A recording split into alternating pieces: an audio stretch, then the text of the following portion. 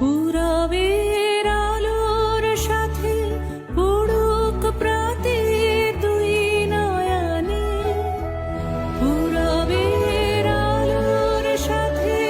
পড়ুক প্রাতে দুই নয়নে,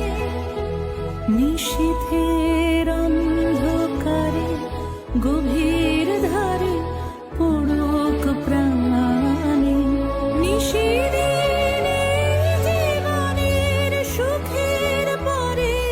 দুঃখের পরে শ্রাবণের ধারা